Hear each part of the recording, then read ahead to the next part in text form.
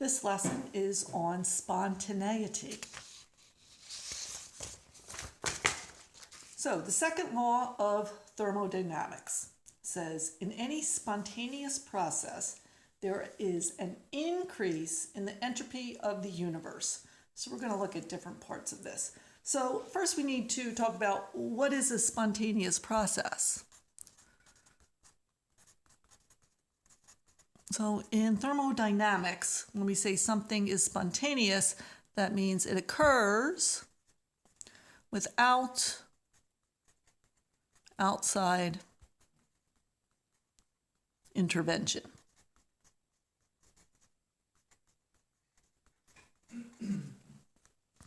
Another word for spontaneous, and that the AP people actually prefer, is thermodynamically favorable. Okay, so these mean the same thing, spontaneous or thermodynamically favorable.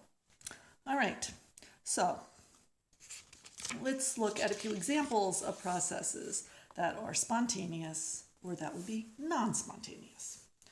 So, spontaneous are things that happen. So, ice melting at room temperature. That's spontaneous. You put an ice cube out on the counter, it is going to melt.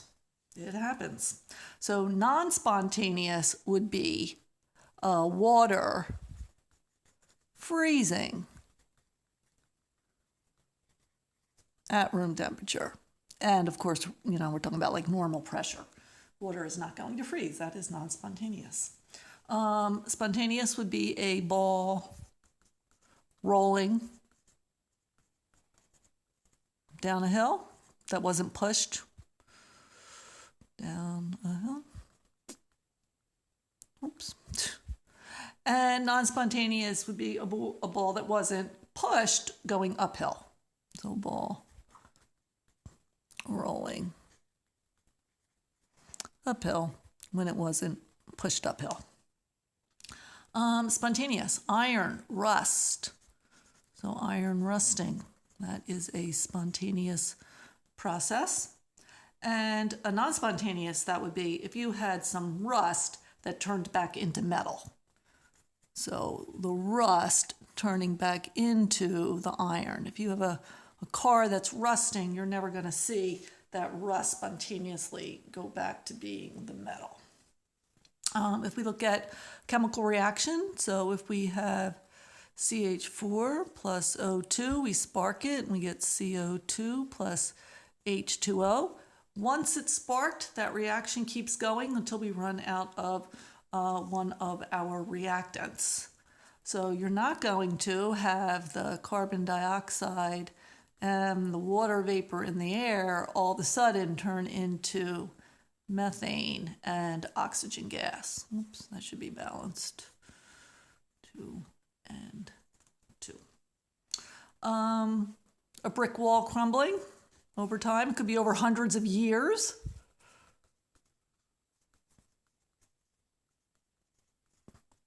You would never see those crumbles going back into the brick wall on their own.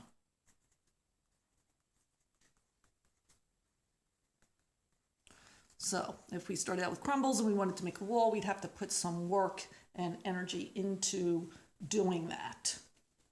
So there are two factors that determine whether a process is spontaneous or non-spontaneous. Let's see, do I have that on the next? Oh, I do have that on the next sheet. The two factors that determine whether a process is spontaneous or not. So the first one is enthalpy, or delta H. So exothermic processes favor spontaneity. So exothermic processes are more likely to be spontaneous than endothermic. Let's see, SPON for spontaneity. So that's our first. So then a negative delta H favors spontaneity. And then our second factor that determines spontaneity is entropy. We want to look at our delta S. And systems going to more disorder, increase in entropy, favors spontaneity. So increase in entropy favors spontaneity. So those two both have an impact on whether a process is spontaneous or not. All right, so going back to our second law of thermodynamics, it says in any spontaneous process, there is an increase in the entropy of the universe. So we can break down the entropy of the universe into the entropy of the surroundings and the entropy of the system. So back when we first learned about thermodynamics, we talked about the system and the surroundings. So if our system produces heat, that heat is released into the surroundings. So we have the same consideration for entropy. Okay, so the law, our second law of thermodynamics tells us that for a spontaneous process, the delta S of the universe is positive. So if delta S of the universe is positive, we have a spontaneous process. That can be physical or chemical. If delta S of the universe is negative, it's non-spontaneous, or we can say that the reverse process is spontaneous. The forward reaction would not be non-spontaneous. The reverse process is spontaneous. And if delta S of the universe is 0, that means that we are at equilibrium. So we're not going to go either way. All right. So now we're going to talk about this delta S of the surrounding. So you have your system, whatever it is. It could be a chemical reaction happening in a beaker or something, and then your surrounding is everything outside of that beaker. So entropy changes.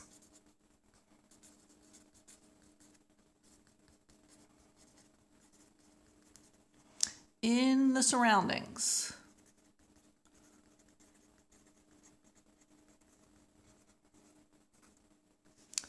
Are primarily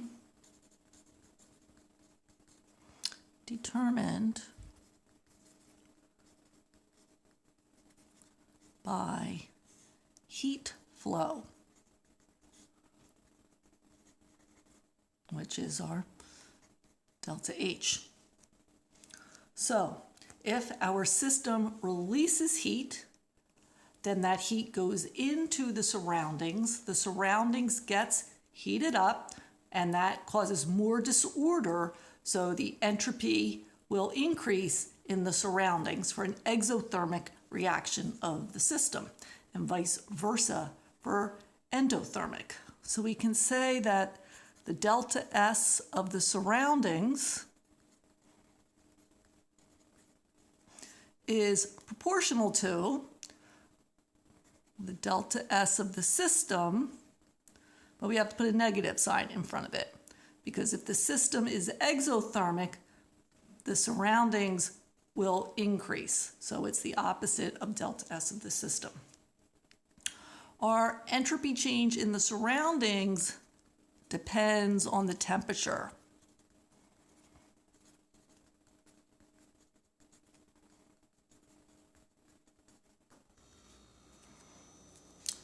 The lower the temperature,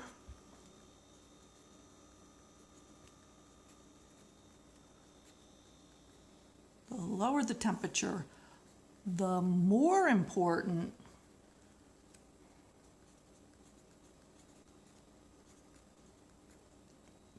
heat flow has on the surroundings.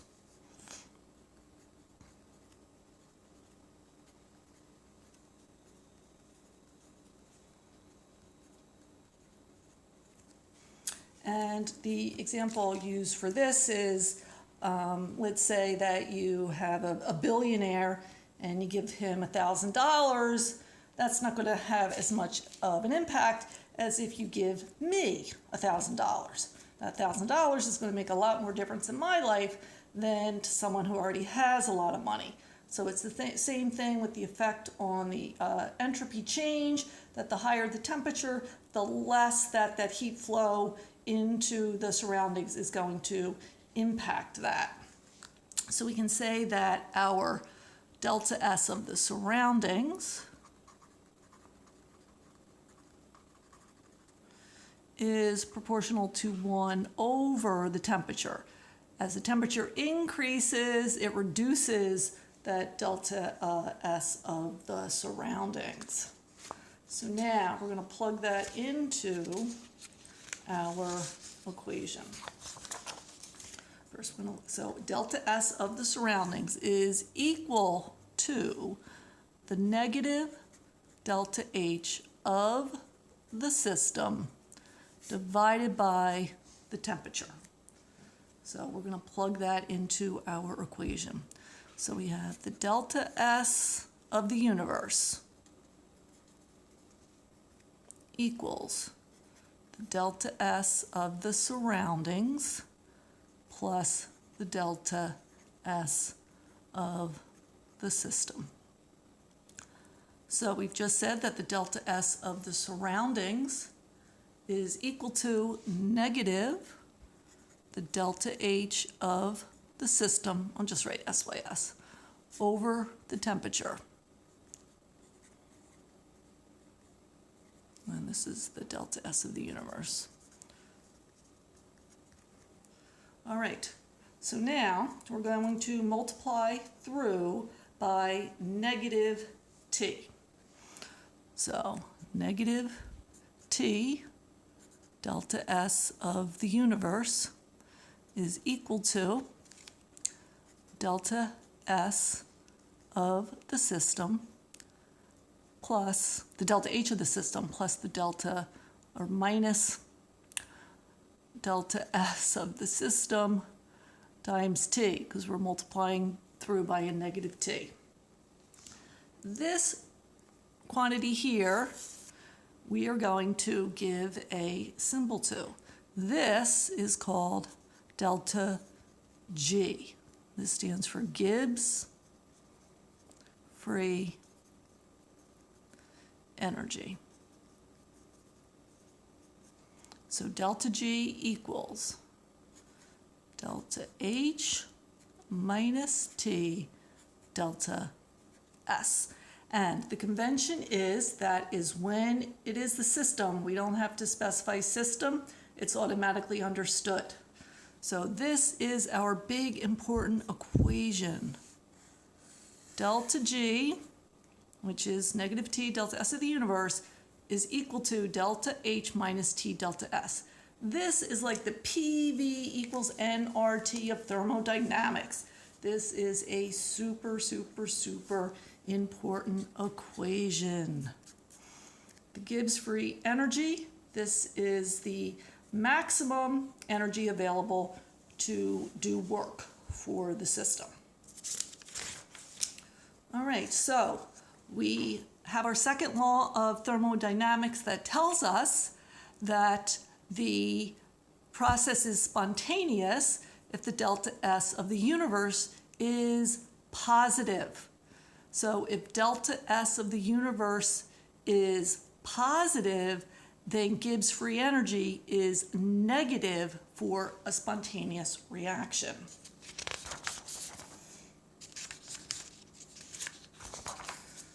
Okay, so if our delta G is less than 0, if delta G is negative, that means that we have a spontaneous process, one that will just occur naturally. Then if delta G is greater than 0, it is non-spontaneous, or we can say that the reverse process is spontaneous. It's kind of like delta H. If we flip the equation around, then the sign of delta G changes. And if delta G is equal to 0, then no change, we're at equilibrium. Equilibrium. All right, so write our big important equation again. Delta G equals delta H minus T delta S. And we're going to now look up some values, or when you want to look up some values to be able to calculate this in the back of the book in Appendix 4, the same one we've been using. Appendix 4, page A19. There's values for delta H, delta G, and S0, and we're going to take a look at those. So the first column, we have delta H0 formation. The second column has delta G0 of formation, and the third has S0, so standard states. For delta H, our units are kilojoules per mole. For delta G, the units are also in kilojoules per mole. For S, though, you have to be very careful. The units are joules per Kelvin mole. So when we do equations, we have to make sure that we have the same units. So you either change delta G and delta H into joules and keep delta S in joules, or change delta S to kilojoules and keep G and H in kilojoules. So be very, very, very, very careful with your units. And then just like as in for delta H and delta S, we have that same equation that we can use for delta G. So delta G 0 equals the summation, the number of moles, times the delta G0 for our products, minus the summation, the number of moles times the delta G0 of the reactants. So exactly the same. All right, so let's look at our Bunsen burner reaction and calculate the delta G. So we have CH4 gas plus O2 gas, 2O2, yields CO2 gas plus 2H2O. Liquid here? Liquid. I think so. All right, so then to get our delta G0 for this process, so that equals 1 times the delta G0 of CO2 gas plus 2 times the delta G0 of H2O liquid minus 1 times the delta G0 of CH4 gas plus 2 times the delta G0 of O2 gas. Now we just have to look at the chart on our appendix, and I have that this is negative 394, and that is kilojoules per mole. Well, the moles cancel out, plus 2 times negative 237 kilojoules minus negative 51 plus 2 times 0. So of course that is 0. So we gotta be really careful with our negatives. So when you calculate that out, you get negative 817 kilojoules, and we can use the unit of moles of reaction. So that is our delta G for this reaction as written. We have a negative sign, which tells us that this is spontaneous. And we know that it is. Once we get it going, we don't need to keep inputting energy. This reaction is going to keep on going. So a negative delta G means we have a spontaneous process. All right, and we'll do a last example. If we have some process, A goes to B, and we're given the information that the delta H for the reaction is negative 43 kilojoules, and that our delta S is 105 joules per Kelvin mole. And we want to calculate delta G. So delta G equals delta H minus T delta S. Ooh, and I have to tell you what temperature. So we'll say this is at 25 degrees C. All right, so I'm going to keep everything in kilojoules. So our delta H is negative 43 kilojoules minus, this T is the Kelvin temperature. You cannot use centigrade. This is just like the ideal gas law. You have to use Kelvin temperature. Same thing here. So add 273, and we get 298 Kelvin times our delta S. So since I use kilojoules here, I'm going to put this in kilojoules, move my decimal point over 3, so times 0.105 joules per Kelvin mole. So the Kelvin is going to cancel out. So when you work that out, you get negative 74 kilojoules per mole of reaction. And this is spontaneous. We have a negative spontaneous. We have a negative value for delta G. All right, that's it for today.